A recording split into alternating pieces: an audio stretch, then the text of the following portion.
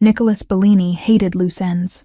That was the only reason he cut the Chicago deal short, closed negotiations 2 days ahead of schedule, and caught a red-eye back to Manhattan. The satisfaction of watching grown men sign contracts under duress should have carried him through the flight. But something itched beneath his skin, a feeling he couldn't name and didn't trust.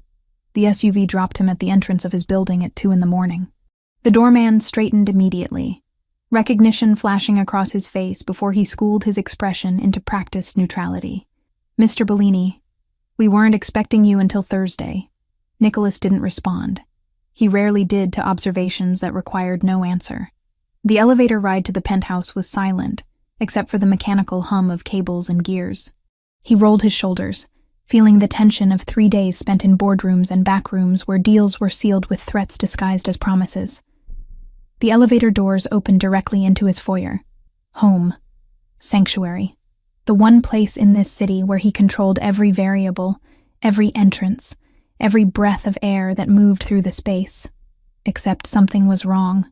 Nicholas froze, one hand instinctively moving to the weapon holstered at his hip. Years of survival had taught him to read spaces the way other men read books. Every detail mattered. Every object out of place was a potential threat. Women's shoes sat by the entrance. Small, worn sneakers that looked like they'd been walked in for miles. Not designer, not expensive. Definitely not his sister's style. His eyes tracked to the living room. A canvas tote bag rested on his leather sofa, contents spilling out. A water bottle. A paperback novel with a cracked spine. Keys attached to a cheap keychain. Lights spilled from the hallway leading to the bedrooms. Not the ambient glow of security lighting he'd programmed, but the harsh brightness of someone who'd turned on every switch. Nicholas drew his gun. The weight felt familiar in his palm, an extension of his hand. He moved through the penthouse with practiced silence, checking angles, clearing corners. The kitchen was empty, the dining room untouched. His office door remained closed, security panels still armed. That left the bedrooms. He approached the master suite, weapon raised, senses heightened to a razor's edge. The door stood ajar. Inside, he could hear water running, not the aggressive spray of a shower, but the gentler sound of a bathtub being filled. Nicholas kicked the bathroom door open, gun trained on the space beyond, and froze. A woman stood in front of the mirror, wrapped in nothing but one of his white towels. Steam curled around her like smoke, droplets of water clinging to her shoulders and collarbone. Her hair hung wet and dark against her neck, several shades deeper than its natural color. She screamed. The sound was raw and genuine, born of pure terror. She stumbled backward until her spine hit the marble wall, hands clutching the towel tighter against her chest. Nicholas lowered the gun but didn't holster it. His heart hammered against his ribs, adrenaline still flooding his system. He forced his breathing to steady, forced his voice to emerge cold and controlled. "Who the hell are you?" The woman's eyes were wide, blue and terrified, darting between his face and the weapon in his hand. Her lips moved, but no sound came out. She was shaking, he realized. Full-body tremors that made the towel slip slightly before she caught it. "I asked you a question." He kept his tone flat, dangerous. "You have 3 seconds to explain why you're in my home before I call security." "I'm Lauren." The words tumbled out in a rush. "Lauren Mitchell. I'm friends with Gabriella. Your sister. She said I could stay here. I'm so sorry. I didn't know you'd be back. She said you were traveling until Thursday." Nicholas's jaw clenched. "Gabriella." Of course. His sister had a habit of making decisions without consulting him, but this crossed every line he'd drawn. "Show me proof." Lauren's eyes darted to the counter where her phone sat next to a hairbrush and various toiletries he didn't recognize. She moved slowly, keeping the towel secured with one hand while reaching for the device with the other. Her fingers trembled as she unlocked the screen and pulled up a conversation thread. She held it out to him, arm extended but body still pressed against the wall, maintaining maximum distance. Nicholas holstered his weapon and took the phone. The messages were recent, time-stamped from 2 days ago. His sister's contact photo smiled up at him from the top of the screen, that same reckless grin Gabriella had been giving him since she was 6 years old. He scrolled through the conversation. Short, urgent messages from Lauren about needing somewhere safe. Gabriella's responses were immediate and certain. Use Nico's place. He won't mind. I have the spare key. Code is 4739. Stay as long as you need. She gave you the security code. His voice was granite. Yes. Lauren's response was barely a whisper, and didn't think to mention this to me. I think she tried to call you. She said you weren't answering. Nicholas's teeth ground together. He'd been in meetings. Deep in negotiations where phones stayed off and attention remained absolute. Gabriella knew that. She'd made this decision anyway. Put a stranger in his home, compromised his security, and apparently thought he'd just accept it. He thrust the phone back at Lauren, who took it with still trembling fingers. Get dressed. I'm sorry? I'm not having this conversation while you're wrapped in a towel. Put clothes on. Now. She nodded quickly, edging along the wall toward the door. He stepped aside to let her pass, catching a hint of his own soap on her skin. She'd used his shower, his products, invaded the one space that was supposed to be entirely his. There are clothes in the guest room closet, he added, voice clipped. My sister keeps things here. Lauren disappeared down the hallway, moving fast. Nicholas heard the guest room door close, the lock engage. Smart. She should be afraid. She should be terrified of what she'd walked into. He pulled out his phone and called Gabriella. It rang 4 times before going to voicemail. He didn't leave a message. Instead, he fired off a text. Call me. Now. While he waited, Nicholas moved through the penthouse again, this time analyzing with different eyes. The shoes by the door weren't just worn. They were cheap, the kind bought out of necessity rather than choice. The contents of the tote bag told a story. Protein bars, a half-empty bottle of ibuprofen, the novel with its broken spine suggesting it had been read and reread. And in the living room, partially hidden beneath a throw pillow, he found a phone charger and wallet. He opened the wallet. Inside was a driver's license showing Lauren Mitchell's face. Younger, but recognizable. Age 27. Address in Brooklyn. $63 in cash and a maxed-out credit card. Nicholas set the wallet down carefully. He was beginning to understand what Gabriella had done, and why she'd done it without asking permission. The guest room door opened. Lauren emerged wearing clothes that hung loose on her frame. Gabriella's sweatpants pooled around Lauren's ankles, held up by the drawstring tied tight. The hoodie was several sizes too large, sleeves covering her hands. She stood in the hallway, arms wrapped around herself, looking younger than 27, looking like someone who'd been running and had finally stopped. Sit, Nicholas gestured to the living room. She moved past him, giving him a wide berth, and perched on the edge of the sofa. He took the chair across from her, maintaining distance but keeping her in full view. Start from the beginning, he said, and don't leave anything out. Lauren swallowed hard. Her hands twisted in the oversized sleeves. I needed somewhere safe. Somewhere my ex-boyfriend wouldn't find me. Gabriella offered your place because you were traveling. Your ex-boyfriend. Nicholas leaned back, expression neutral. Why would he be looking for you? Because I left him. 3 days ago. He doesn't like when things don't go his way. That's not an answer. Lauren's jaw tightened. For the first time since he'd found her, something besides fear flashed in her eyes. Anger, maybe. Or exhaustion. Ryan is controlling. He was controlling. He monitored my phone, my computer, my bank accounts. He decided what I wore, where I went, who I could talk to. When I told him I was leaving, he locked me in the apartment for 2 days. Nicholas's expression didn't change, but something cold settled in his chest. How did you get out? He had to go to work. I broke the window in the bathroom and climbed down the fire escape. She pushed up the sleeves of the hoodie as she spoke, revealing her wrists.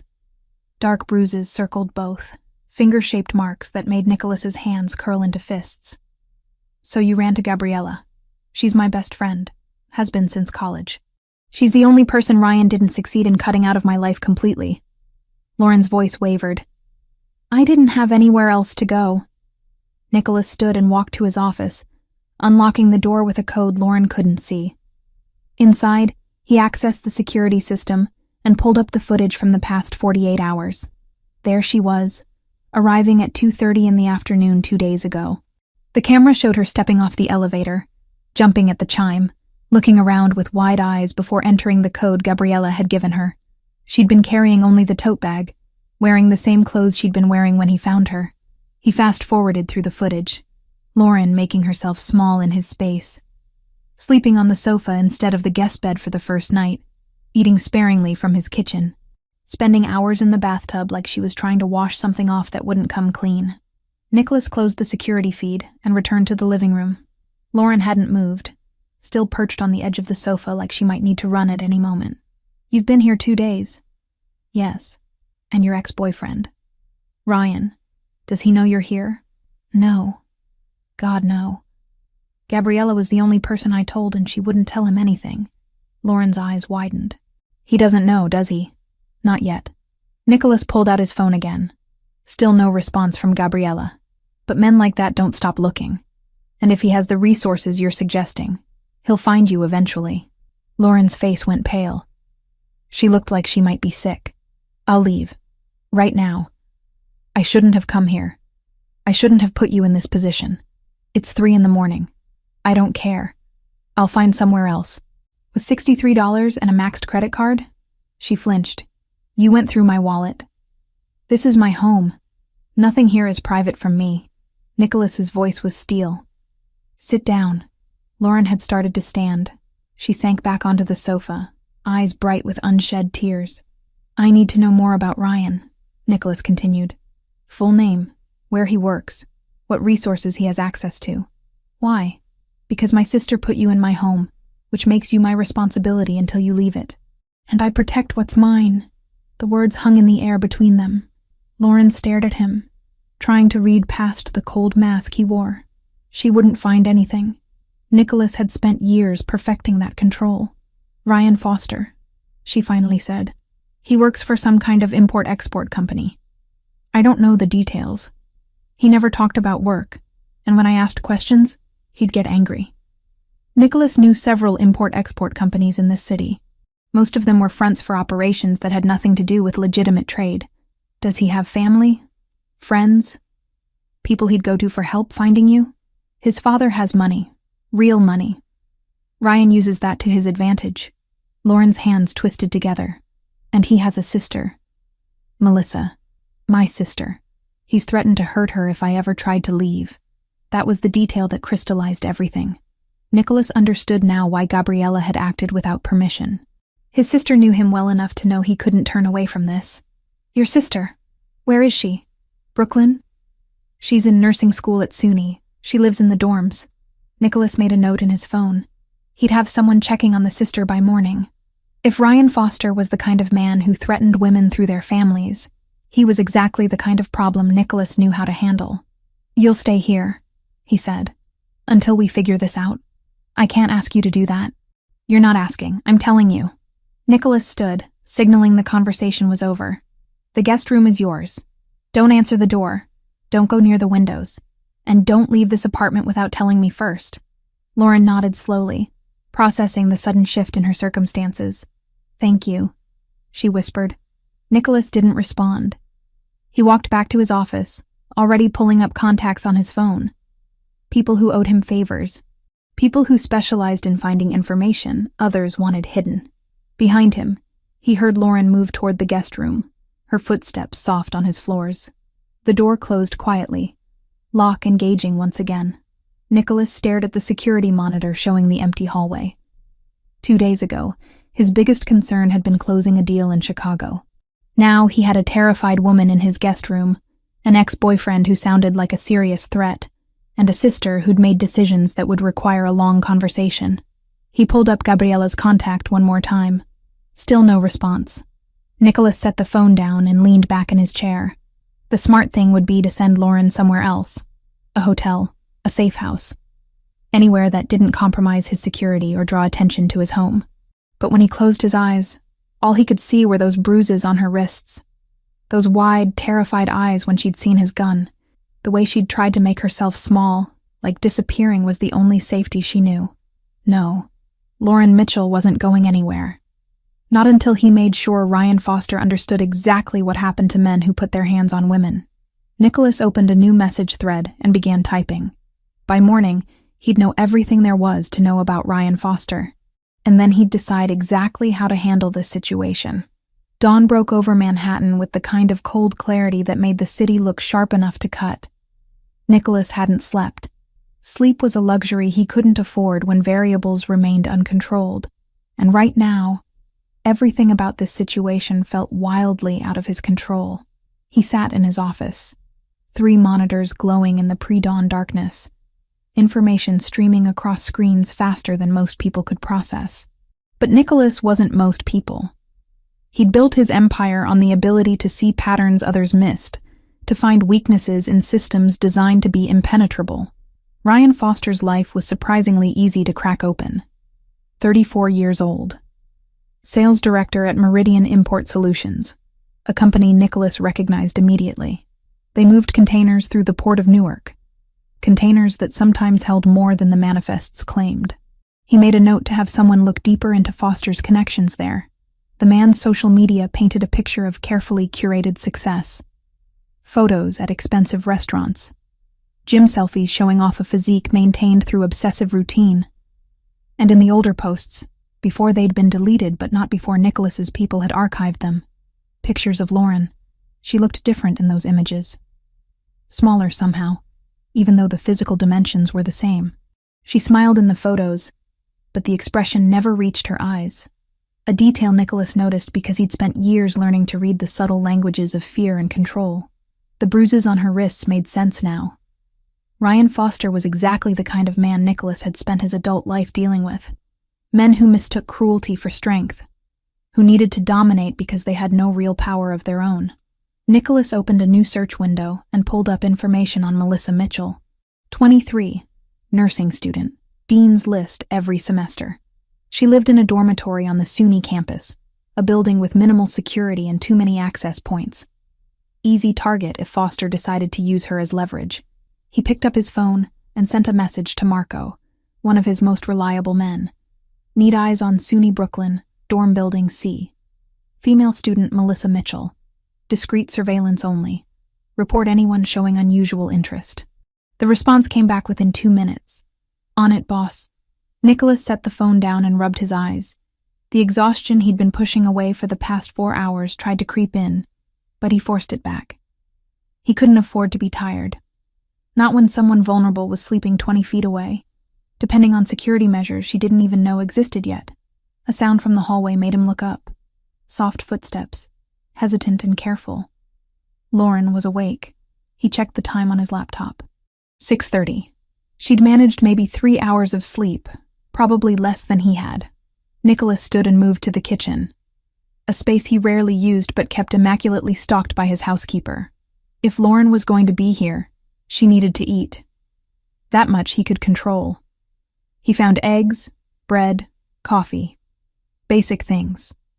He wasn't a chef, but years of living alone before money solved most problems had taught him the fundamentals.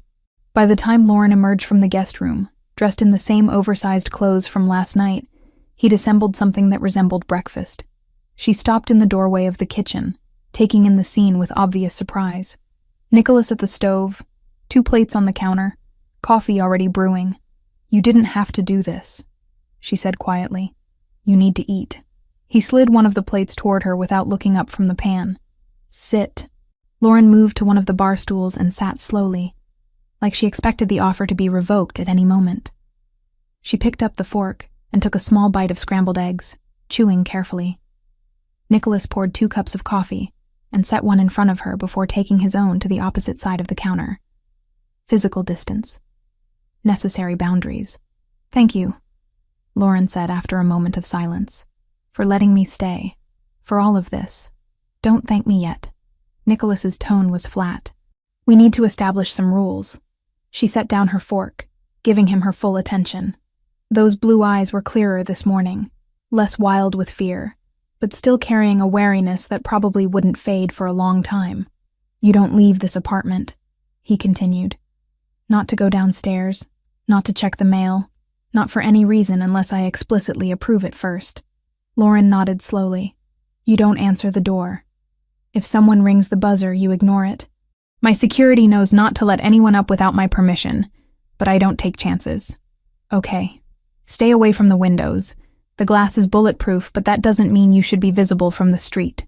He paused, making sure she understood the weight behind each instruction. These aren't suggestions, Lauren.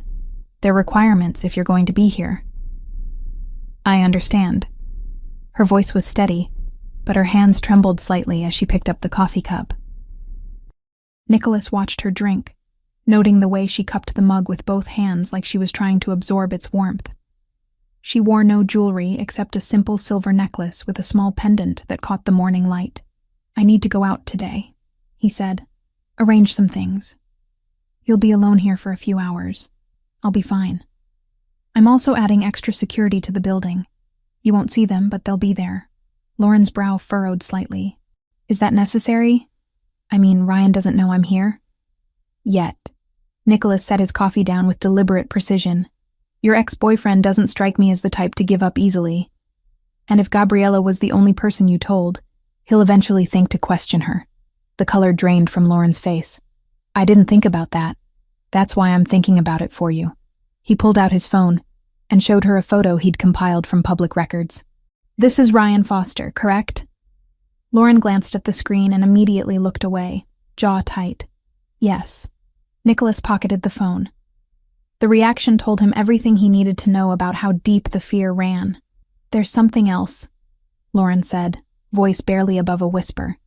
About my sister, Melissa. Ryan knows where she goes to school. He's mentioned it before. Said he could find her anytime he wanted. I'm worried that if he can't find me, he'll go after her. Nicholas had been waiting for this.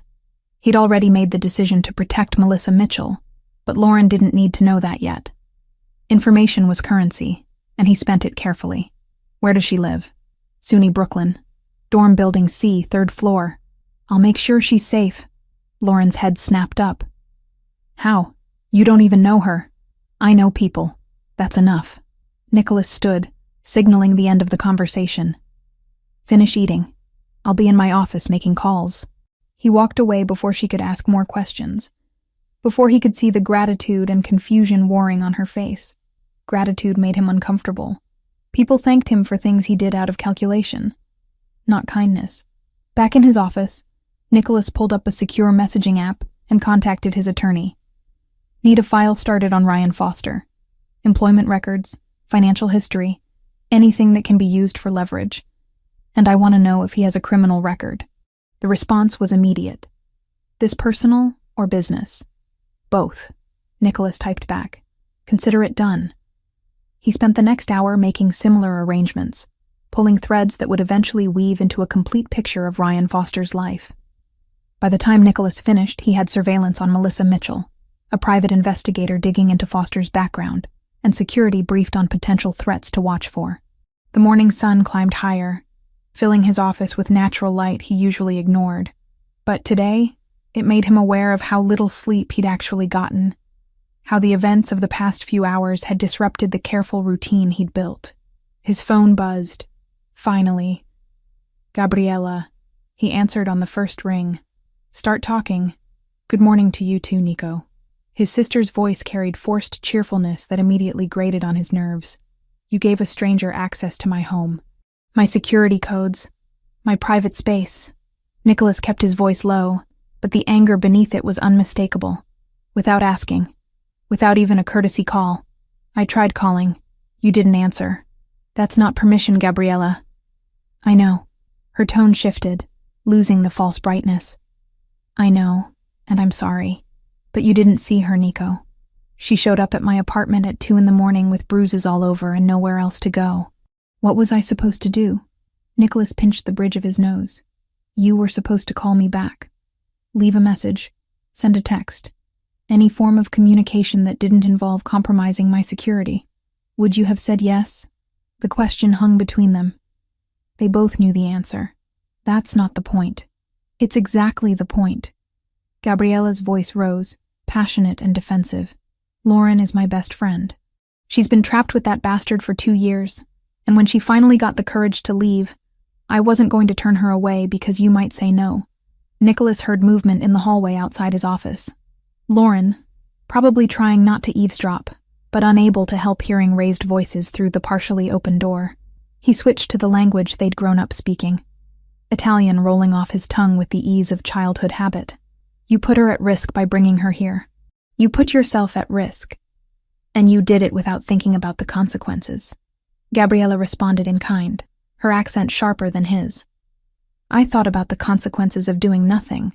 That seemed worse. They argued for another 5 minutes, voices rising and falling in the rapid-fire exchange of two people who'd spent their entire lives pushing each other's buttons. Nicholas catalogued every point where Gabriella had acted recklessly, every decision made from emotion rather than logic. She countered with every time he'd prioritized control over compassion, safety over humanity. Finally, Gabriella's voice softened. Is she okay? Lauren? Is she safe? Nicholas glanced toward the hallway. He could see Lauren's shadow, hovering just out of sight. She's fine. She'll stay here until we figure this out. Thank you. Gabriella's relief was audible. I know I should have asked. I know I messed up. But thank you for taking care of her anyway. Nicholas ended the call without responding to the gratitude. He set the phone down and found Lauren standing in the doorway, arms wrapped around herself in that defensive posture he was starting to recognize. I understood some of that, she said carefully. Enough to know she was defending me. My sister makes impulsive decisions. Usually, I'm left cleaning up the aftermath. Nicholas stood and moved past her into the hallway. This time is no different. I'm not a mess that needs cleaning up. He stopped, turning to face her.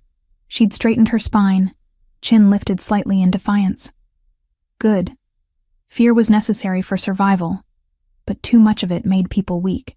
No, he agreed. You're a complication. There's a difference. Lauren flinched at the bluntness, but didn't back down. Then let me leave. I'll find somewhere else to go. You don't owe me anything. I told you last night. You're my responsibility now. That doesn't change because it's inconvenient. I don't want to be anyone's responsibility. What you want stopped mattering the moment you used my security code. Nicholas's voice was cold, final. You're here. You'll follow my rules. And when it's safe for you to leave, I'll tell you. Until then, stop arguing with the only person keeping you alive. The words landed like blows. Lauren's defiance crumbled, replaced by exhausted acceptance. She nodded once and retreated back toward the guest room. Nicholas watched her go, then checked his watch. Almost noon. Time to make good on his promise to secure the building. He left the apartment, taking the elevator down to the lobby where building management kept offices.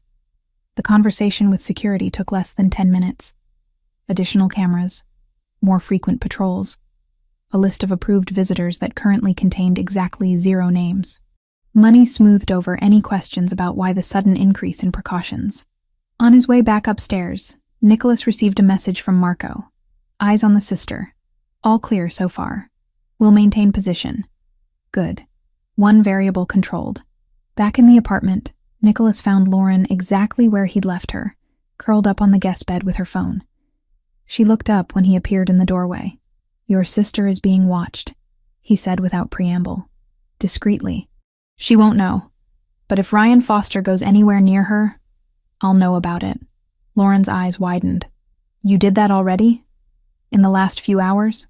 I don't wait when it comes to security. Nicholas leaned against the doorframe. Your things. From your old apartment. I'm assuming you want them. I don't want to put anyone at risk by going back there. That's why you're not going. I'll send someone. Ryan might be watching the building. Let him watch. Nicholas pulled out his phone. Make a list of what you need. Essential items only. Someone will retrieve them when it's safe.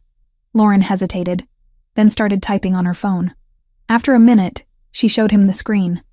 Clothes, toiletries, a few books, laptop, external hard drive with her work files. What kind of work? Nicholas asked. I teach art. Elementary school. Or I did. Lauren's expression clouded. Ryan made me quit last year. Said I was spending too much time with other people. Another detail that crystallized the full picture of Ryan Foster's control. Nicholas made a mental note to add it to the growing file. Send me that list. I'll handle it. He turned to leave, then paused. There's food in the kitchen. Help yourself. And Lauren? She looked up. Stop apologizing for existing here. It's exhausting. He left before she could respond, closing the door to his office and returning to the screens that showed him everything he needed to know about the world outside. Information flowed in throughout the afternoon. Foster had indeed hired a private investigator, a man named Reeves who specialized in finding people who didn't want to be found. Nicholas had files on Reeves within an hour, including details about 3 affairs, 2 gambling debts, and a daughter at Columbia who didn't know her father's line of work. Leverage, always useful. As evening approached, Nicholas emerged from his office to find Lauren in the living room, photo albums spread across the coffee table. She looked up guiltily when he entered. "I'm sorry. I was looking at the bookshelf and found these. I shouldn't have." "It's fine." Nicholas moved closer, recognizing the albums. His housekeeper must have left them out during her last organizing spree. "Those are old." "Is this Gabriella?" Lauren pointed to a photo of a young girl with dark braids, grinning at the camera with missing front teeth.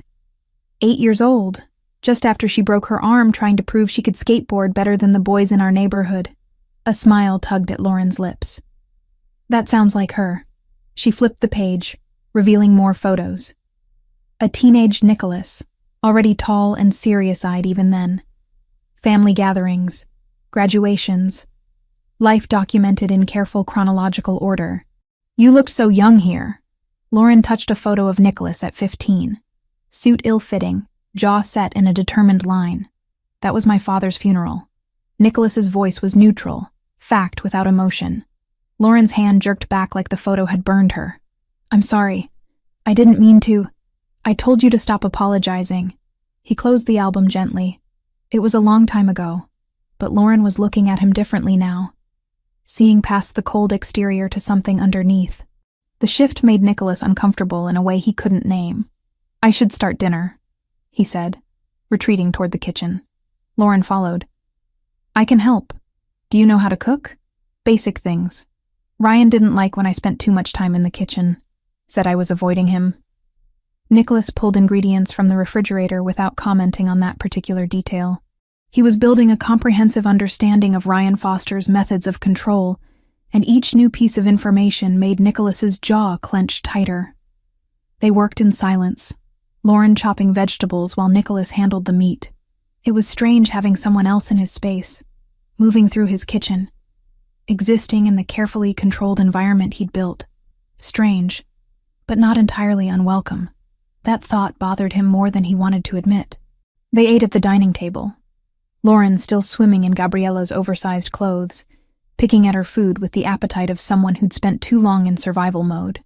Nicholas watched her over the rim of his wine glass, noting details, the way she checked her phone every few minutes, the tension in her shoulders that never fully released, the dark circles under her eyes that makeup couldn't hide. "When's the last time you slept through the night?" he asked. Lauren looked up, startled by the personal question. "I don't know. Months, maybe. You're safe here. Sleep." That's easier said than done. Nicholas understood that better than she knew. Safety was a concept, not a feeling. It lived in the mind, and minds were hard to convince once fear had taken root. After dinner, Lauren retreated to the guest room while Nicholas returned to his office.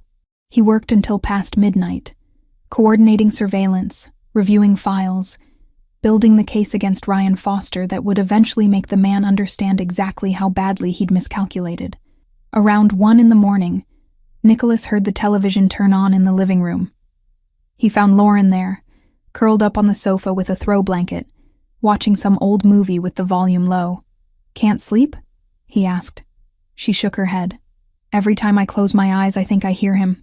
Outside the door, coming down the hallway. "I know it's not logical, but fear isn't logical." Nicholas sat in the chair across from her, maintaining the distance that seemed necessary. "It takes time to convince your brain that the threat is gone." "Is it gone? The threat?"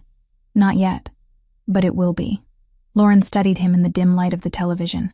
"Who are you, Nicholas Bellini?" "Someone who keeps his promises." "That's not an answer. It's the only one you need right now."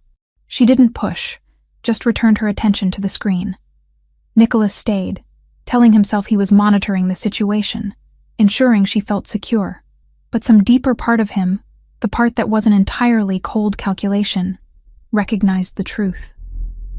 Lauren Mitchell had walked into his life by accident, but keeping her there was starting to feel like a choice. Eventually, she fell asleep on the sofa, breathing deep and even. Nicholas stood and retrieved a heavier blanket from the closet, draping it over her carefully. She stirred, but didn't wake, her face softening in sleep. He stood there longer than necessary, watching the rise and fall of her breathing, the way her hand curled beneath her chin like a child's. Vulnerable, trusting him in a way she shouldn't. Nicholas returned to his office and pulled up the surveillance feeds again. Melissa Mitchell's dorm building was quiet. His man in position across the street, Ryan Foster's apartment, showed no unusual activity. All variables accounted for, all threats monitored. But something had shifted in the past 24 hours. Something Nicholas couldn't control or predict. For the first time in years, someone else's safety mattered more than his own convenience. He wasn't sure what to do with that realization, so he did what he always did when emotions threatened control. He buried it under work, under strategy, under the cold logic that had kept him alive this long. Tomorrow would bring new complications. Tonight, at least, Lauren Mitchell could sleep without fear. Nicholas could handle one night. The third morning arrived with the peculiar rhythm of forced domesticity. Lauren woke to muted voices drifting through the penthouse, low and urgent.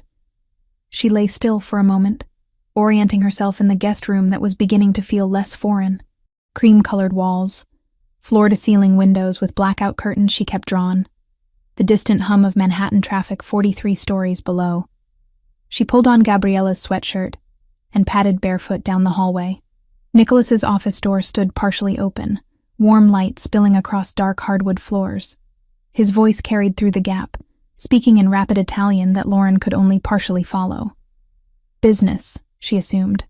Or the other things he did that fell into shadows she wasn't sure she wanted to understand. The kitchen was pristine, untouched since they'd cleaned up dinner the night before. Lauren moved through the space with growing confidence. No longer afraid to open cabinets or use the expensive espresso machine that probably cost more than her monthly rent used to be. She ground beans, the mechanical sound filling the silence, and watched dark liquid drip into 2 white ceramic cups. The conversation in the office stopped. Footsteps approached. Nicholas appeared in the doorway, phone still in his hand, dark hair slightly disheveled from running his fingers through it. He wore black dress pants and a white shirt, sleeves already rolled to his elbows despite the early hour. His eyes tracked to the coffee cups, then to her face. "You didn't have to do that," he said. "I wanted to be useful." Lauren slid 1 cup across the counter toward him. "Besides, you've made breakfast twice now. This is the least I can do." He picked up the cup and took a sip, eyes never leaving hers over the rim. "It's good. My one marketable skill, making coffee." She attempted a smile that felt brittle on her face. "Well, that and teaching 8-year-olds about finger painting, though I'm currently unemployed, so maybe neither skill is particularly marketable." Nicholas set the cup down with deliberate care. "About that. Your job. Did you quit? Or did Ryan make you quit?" Lauren's grip tightened on her own cup. "Why does it matter?" "It matters." She looked away, studying the grain pattern in the marble countertop. "He said I was spending too much time with other people's children, that I was using work as an excuse to avoid him. He made me call the principal and resign while he listened on speakerphone." The muscle in Nicholas's jaw flexed, the only visible reaction to information that clearly affected him more than he showed.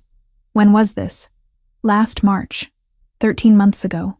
The timeline was burned into her memory, another marker in the slow erosion of her life.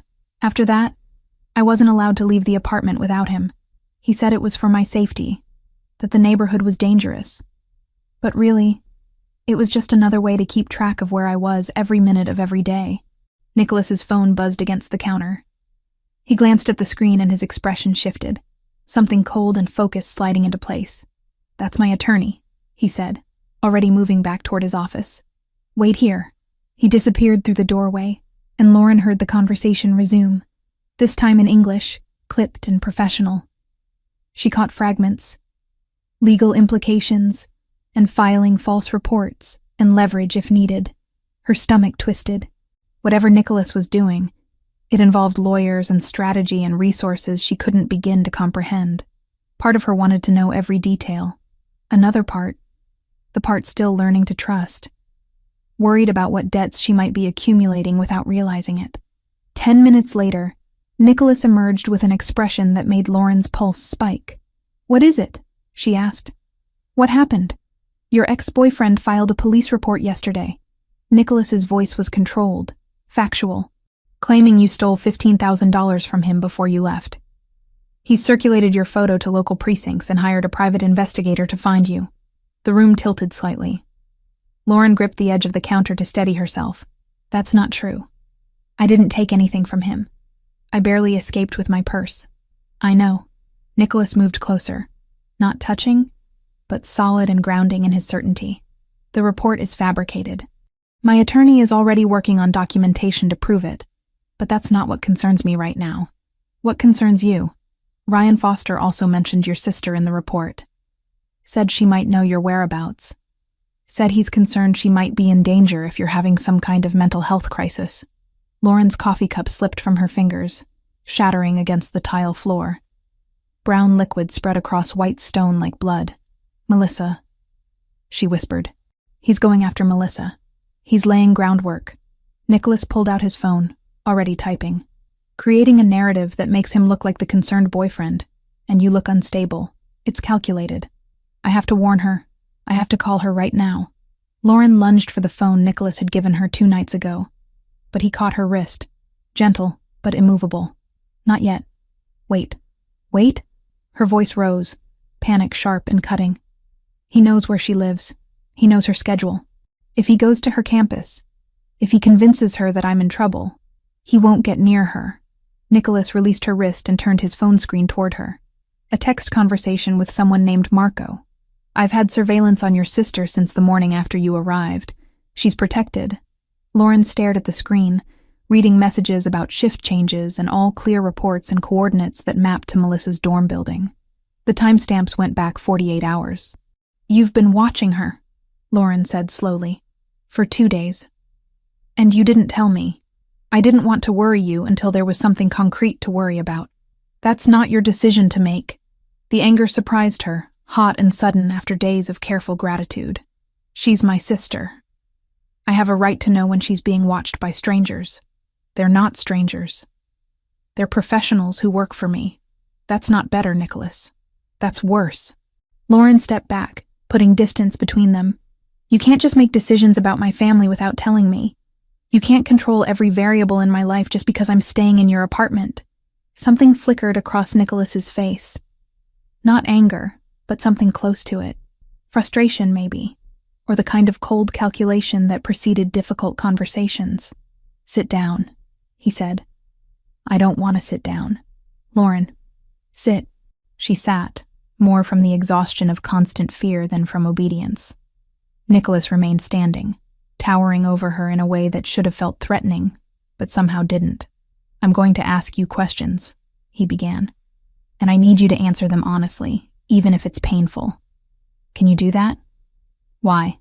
"Because I can't protect you if I don't understand what I'm protecting you from." Lauren wrapped her arms around herself, a defensive gesture she couldn't quite suppress. "Fine. Ask. How long were you with Ryan?" 2 years. A little more. "When did the control start?" She had to think about that, trace back through memory to find the precise moment when concern became possession. Maybe 6 months in. Little things at first. "He wanted me to text him when I got to work, when I left, who I was with. Said it made him feel better to know I was safe. And you thought that was care." "At first, yes." Shame heated her face. "By the time I realized it wasn't care, it was too late. He had access to my bank account. He'd convinced me to move in with him, so I'd given up my old apartment. My friends had stopped calling because I always had excuses for why I couldn't see them." Nicholas listened without interruption, his focus absolute. When she paused, he prompted with another question. "Did he ever hit you?" "No, not with his fists." Lauren's hands twisted in her lap. "But there were other things. Blocking doorways so I couldn't leave a room until he decided the argument was over. Holding my wrists when he wanted me to listen. Breaking things I cared about when he was angry." The bruises on her wrists had faded to yellow-green, but Nicholas's eyes tracked to them anyway. "Your phone," he continued. You said he monitored it. How? Some app he installed. I didn't even know it was there until I found it by accident last month. He could see every call, every text, every website I visited. He knew where I was at all times through GPS tracking. That's illegal in New York without consent. I know that now. I didn't know it then, or if I did, I was too scared to do anything about it. Lauren met his gaze, willing him to understand. You have to realize, by the end, I wasn't thinking clearly. He'd spent 2 years convincing me that everything was my fault, that I was lucky he loved me despite how difficult I was. I believed him. Nicholas's expression remained neutral, but his hands had curled into fists at his sides. She wondered what he was thinking, what judgment he was forming about her weakness, her stupidity, all the ways she'd failed to save herself. Your family, Nicholas said instead. Parents. Dead. Car accident when I was 19. Melissa was 14. I raised her after that, or tried to. Put her through high school while I finished college. She's the only family I have left. And Ryan knew that. Yes, he knew exactly how to threaten me. Knew I'd do anything to keep her safe. Nicholas nodded slowly, processing information, building some kind of internal framework she couldn't see. He pulled out his phone again and made a call, speaking to someone about background checks and financial records and surveillance footage from specific dates. All business, all cold efficiency. When he finished, he looked at Lauren with something that might have been approval. You're stronger than you think you are, he said. I don't feel strong. Strength isn't about how you feel. It's about what you do despite how you feel. You left him. That took more courage than staying ever would have. The unexpected validation made her throat tight. She blinked against the burn of tears and forced herself to breathe. Thank you, she managed, for understanding, for not making me feel stupid about how long I stayed. People who haven't been in that situation don't get to judge how you survived it. Nicholas moved to the shattered coffee cup on the floor and began picking up pieces, depositing them in his palm with careful precision. I'm going out this afternoon. I have some things to acquire for you. What things? Tools, electronics. Things you need that can't be traced back to you. He dumped the broken ceramic in the trash and washed his hands. While I'm gone, you'll stay here. Don't answer the door. Don't go on the balcony. Same rules as before. How long will you be gone? 2 hours. Maybe 3. Lauren nodded, anxiety already building at the thought of being alone in the massive penthouse. Nicholas seemed to sense it because he crossed the kitchen and stood close enough that she had to tilt her head back to maintain eye contact. You're safe here, he said quietly. The building security is on my payroll. The doors are reinforced. The windows are bulletproof. Nothing and no one can get to you without going through me first. What if Ryan finds out I'm here? Then he'll make the last mistake of his life. The words should have frightened her. Instead, they settled something restless in her chest, a wild thing that had been running for too long and was finally allowed to stop. Nicholas left an hour later, disappearing into the elevator with final instructions that Lauren barely heard. She spent the afternoon moving through the penthouse like a ghost, touching expensive furniture and examining artwork that probably belonged in museums. Everything here spoke of wealth, accumulated through methods she didn't want to examine too closely.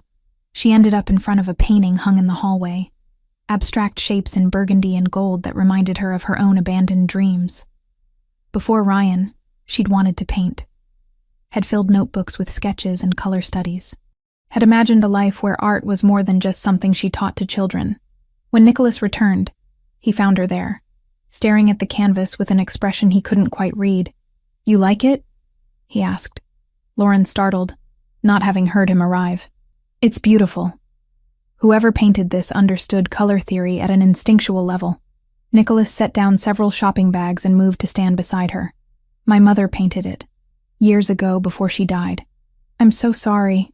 I didn't mean... Stop apologizing. But his voice was softer now, lacking its usual sharp edge. She would have liked hearing someone appreciate it. Most people just see expensive decoration. It's more than that. It's freedom captured on canvas. Look at how the colors flow without constraint. Nicholas studied her profile instead of the painting. Is that what you see? Freedom? That's what she felt when she painted it. You can tell.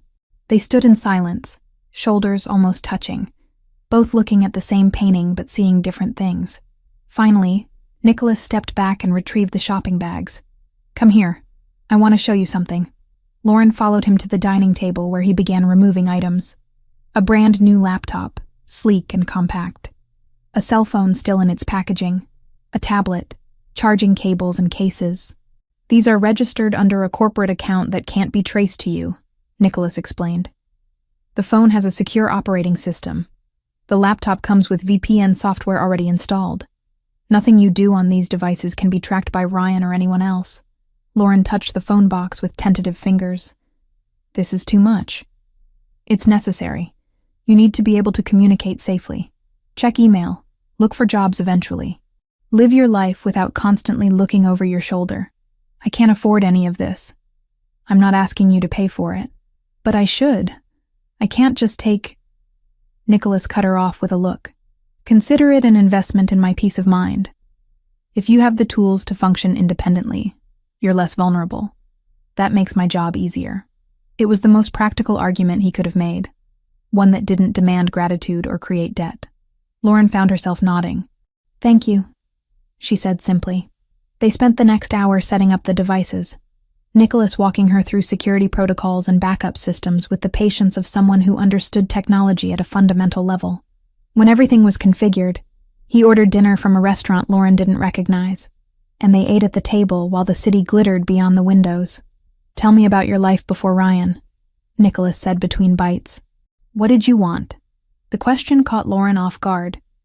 No one had asked her that in years. "I wanted to paint," she admitted. "Really paint, not just teach it. I used to visit galleries every weekend, study different artists. Imagine what it would feel like to see my own work hanging on those walls. Why didn't you?" "Money. Time. Fear that I wasn't good enough." She picked at her food. "Then Ryan happened. And wanting things for myself started to feel selfish. That's what men like him do. Convince you that your dreams are selfishness. You sound like you've dealt with men like him before." Nicholas's expression darkened. "More than I'd like. They're a particular kind of coward.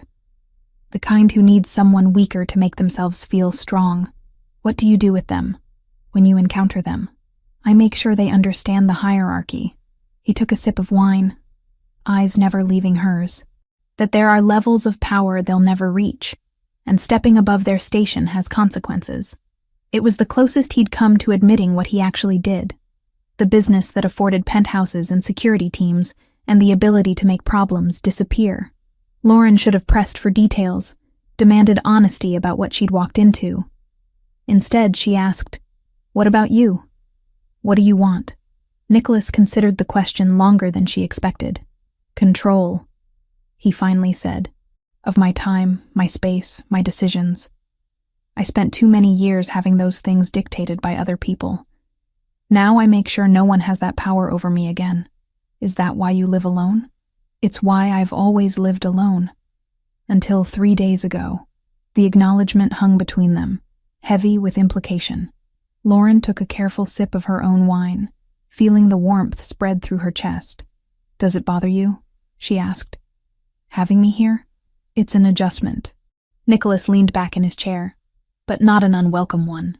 They finished dinner with easier conversation, the kind that didn't carry the weight of trauma or threat. Lauren talked about museums she'd visited, artists who'd influenced her, the dream of having her own studio space someday. Nicholas listened with an attention that made her feel seen in a way she'd forgotten was possible. When they finally cleared the table, exhaustion pulled at Lauren's edges. She said goodnight and retreated to the guest room, but sleep remained elusive. The new phone sat on the nightstand, tempting and dangerous. She picked it up and navigated to a secure browser, typing her sister's name into a search engine before she could stop herself. Melissa's social media profiles were public, filled with photos of campus life and study groups, and the casual confidence of someone who didn't know danger was circling. Lauren's chest ached looking at her sister's smile, so young and unguarded. A soft knock on the door made her jump. "Come in," she called. Nicholas entered, carrying a steaming mug. "Thought you might want tea." "Chamomile. It helps with sleep." "How did you know I was awake?" "I heard you moving around." He set the mug on the nightstand. "What are you looking at?" Lauren turned the phone screen toward him, showing Melissa's latest post from 3 hours ago. A selfie in the dorm common room, textbooks spread around her. Caption reading, "Nursing school is trying to kill me, but at least the coffee is good." "She looks happy," Nicholas observed. "She doesn't know anything. About Ryan, about me being here, about men watching her from across the street." Lauren's voice cracked. "I hate that I brought this into her life." "You didn't bring this into her life. Ryan Foster did." Nicholas sat on the edge of the bed, maintaining appropriate distance. "And tomorrow, if you want, you can call her. Use the secure phone. Tell her what's happening. She deserves to know. Will she be safe if I contact her?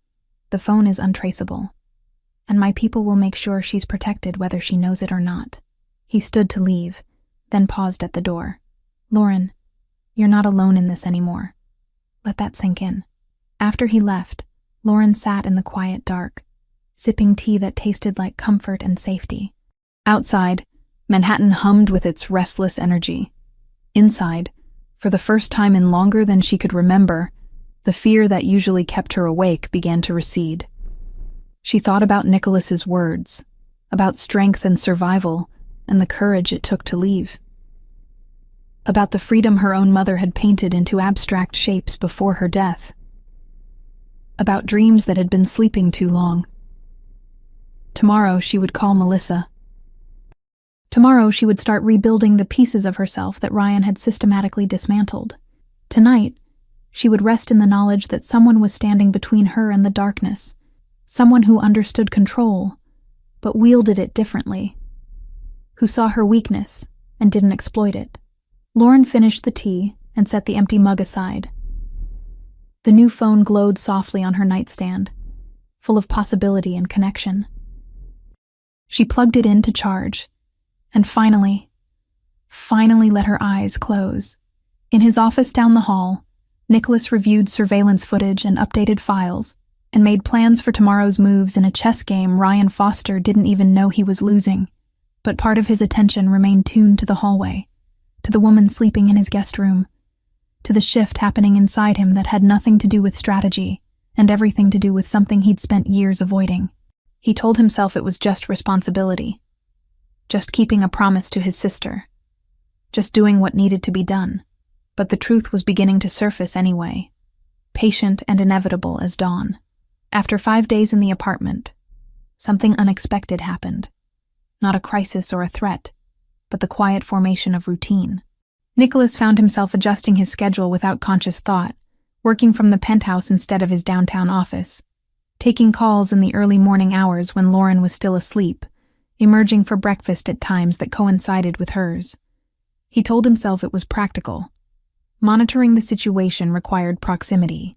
But the truth sat heavier in his chest each morning when he heard her moving through his space, no longer tiptoeing like an intruder, but walking with the confidence of someone who belonged. That morning, Nicholas finished a conference call with associates in Chicago and stepped out of his office to find Lauren standing in the living room, staring at the dining table with an expression caught between confusion and something that looked dangerously close to hope. Art supplies covered the dark wood surface. Watercolor pads, professional-grade brushes still in their packaging, tubes of paint in colors that spanned the full spectrum. A portable easel leaned against a chair. Pencils, charcoal, fixative spray, everything an artist might need to actually create instead of just dream. Lauren turned when she heard his footsteps, eyes wide and questioning. "Did you do this?" she asked. Nicholas moved closer, surveying the supplies with feigned casualness. "You mentioned wanting to paint. These were delivered this morning. Nicholas, this is hundreds of dollars worth of materials. I can't accept—" "You're not accepting. You're using." He picked up one of the watercolor pads, flipping through blank pages. "Consider it payment for tolerating my presence at breakfast every morning." A laugh escaped her, surprised and genuine. "You're paying me to eat with you? I'm providing tools. What you do with them is your choice." He set the pad back down. "My housekeeper was going to throw out that corner of the guest room anyway. Might as well fill it with something useful." The lie was transparent, but Lauren didn't call him on it. Instead, she reached out and touched one of the brush handles with reverent fingers. "Thank you," she said softly. This means more than you know. Nicholas nodded once and retreated to his office, before the gratitude could settle too deeply. He had work to complete, calls to make, a situation to manage. The art supplies were strategic, a way to keep Lauren occupied and calm. Nothing more. He almost believed it. An hour later, his phone buzzed with a message from Marco. Old apartment clear. No surveillance detected. Safe to retrieve items. Nicholas stood and found Lauren in the guest room, already experimenting with the watercolors, testing colors on scrap paper with the focus of someone rediscovering a lost language. Your apartment is clear, he said from the doorway. We can get your things today. Lauren's head snapped up. Really? You're sure it's safe? My people have been monitoring it for 48 hours. Ryan hasn't been near the building. Either he's given up on that location or he's looking elsewhere. Probably elsewhere. Lauren set down her brush. He doesn't give up easily. Neither do I. Nicholas pulled out his phone. I'm having Gabriella meet my driver there. She has your spare key, correct? Yes, but I should go. I know where everything is. What's important? You're staying here. The familiar argument rose in Lauren's throat. Nicholas could see it building. But before she could launch into reasons why she should be allowed to leave the penthouse, his phone rang. Gabriella's name flashed on the screen. Your sister has impeccable timing, he muttered, answering. What? Good morning to you too, Nico. Gabriella's voice carried forced cheer. I'm outside Lauren's old building. Your very intimidating driver is here. Should I be worried? Marco? He's harmless. He's 6'4" and hasn't smiled once. Like I said. Harmless. Nicholas switched to speakerphone. You have the key? Yes. And I brought extra bags in case there's more than Lauren remembers. Papers rustled in the background. Is she okay? Can I talk to her? Nicholas held the phone toward Lauren, who took it with both hands. Gabby, you don't have to do this. Of course I do. What are friends for, if not breaking into abandoned apartments to steal back your stuff? Gabriella's tone shifted, losing its lightness. How are you, really? My brother isn't being too controlling, is he? Lauren glanced at Nicholas, who made no attempt to hide that he was listening. He's been good to me, Lauren said carefully. Better than I deserve. You deserve everything, Lauren. Don't forget that. Gabriella's voice hardened. Nico, you still there? Unfortunately. Treat her right. I mean it. She's not one of your business arrangements. Nicholas felt irritation spike in his chest. I'm aware of that. Good. Because if you hurt her, I know where you live. You're literally standing outside an apartment I own. Your threats need work. Lauren pressed her lips together to suppress a smile. The siblings bickered for another minute before Gabriella ended the call with a promise to be at the penthouse within 2 hours. Your sister is protective of you, Nicholas observed. She's the only family I had for a long time. Before Melissa, I mean. Lauren handed the phone back. She was there when I had nothing. Literally nothing. I showed up at her apartment after my parents died, with a garbage bag full of clothes and about $50 in cash. She took me in without question. Loyalty like that is rare. Which is why I need to make sure I'm not putting her in danger by being here. Nicholas pocketed his phone and leaned against the doorframe. Gabriella can handle herself. She's been navigating my world since she was old enough to understand what our family actually does. It was the most direct acknowledgement he'd made about the nature of his business. Lauren absorbed it without visible reaction. What does your family do, Nicholas? Import, export, security consulting. The answers were technically true. Various interests that require discretion. That's not a real answer. It's the one I'm giving you right now. Lauren's jaw tightened, but she didn't push. Instead, she turned back to her watercolors, dismissing him with the focus of her attention. Nicholas recognized the tactic. It was one he used himself when conversations ventured into territory he preferred to avoid. He returned to his office and pulled up the latest report from his investigator. The information that loaded on his screen made his blood run cold. Ryan Foster's connections ran deeper than anticipated. Meridian Import Solutions wasn't just moving containers through Port Newark. They were processing shipments for the Cartel del Golfo, one of Mexico's most dangerous criminal organizations. The implications were staggering. This wasn't a domestic abuser with resources. This was a man connected to people who made violence a business model. Nicholas picked up his phone and called his attorney. "Tell me you've seen the report on Foster," he said without preamble. "Just came through 10 minutes ago." This changes the situation significantly. That's an understatement. If Foster has cartel connections, he has access to resources I didn't account for. Nicholas pulled up additional files on his computer. "We need to move faster. I want everything we can use against him compiled by end of day." "Already working on it. But Nicholas, if the cartel is involved even peripherally, we need to consider bringing in federal authorities." "No, this is above your pay grade." "Nothing is above my pay grade." Nicholas's voice dropped to ice. "Foster put his hands on a woman under my protection. The cartel connection doesn't change that. It just means I need to be more creative about how I handle it." His attorney sighed. "You're going to do what you want, regardless of my advice, aren't you? That's why I pay you to make sure it's legal. Or at least defensible." Nicholas ended the call and sat back in his chair, mind working through scenarios and contingencies. A woman with cartel connections pursuing her was exponentially more dangerous than a controlling ex-boyfriend with money. The rules changed, the stakes elevated. He needed to keep Lauren close, under constant protection, until he could neutralize the threat permanently. The doorbell chimed 2 hours later. Nicholas checked the security camera and saw Gabriella standing in the hallway, arms loaded with bags and boxes, Marco behind her carrying even more. He opened the door, and Gabriella pushed past without greeting, making directly for the guest room where Lauren waited. The reunion was immediate and emotional. Nicholas stood back and watched as the women embraced, Lauren dissolving into tears against Gabriella's shoulder. His sister murmured comfort in Spanish and Italian, mixing languages the way she always did when emotions ran high. "I was so scared," Lauren sobbed. "I didn't know where else to go. You came to exactly the right place. My brother might be emotionally stunted, but he's good at keeping people safe. I heard that." Nicholas called from the doorway. "You were meant to." Gabriella pulled back from Lauren and wiped tears from her friend's face. "Look at you. You're eating, right? Sleeping? My brother isn't working you to death as unpaid staff?" "He's been..." Lauren glanced at Nicholas. "Kind, in his own way."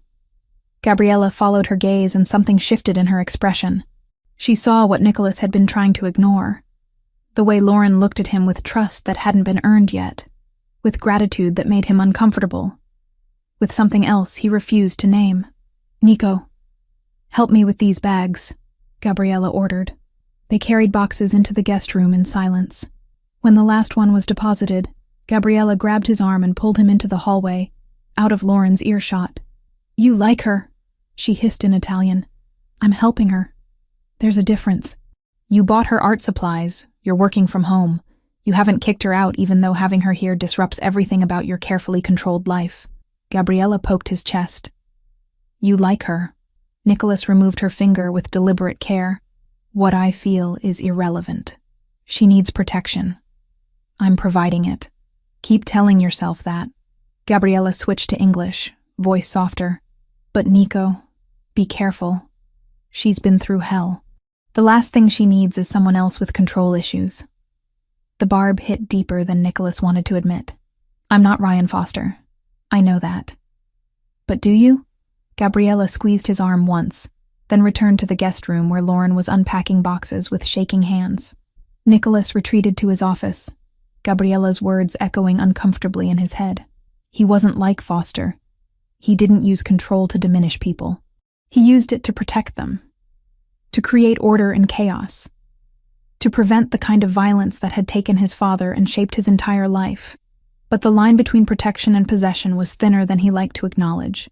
An hour later, after Gabriella had left with promises to visit again soon, Nicholas found Lauren in the living room.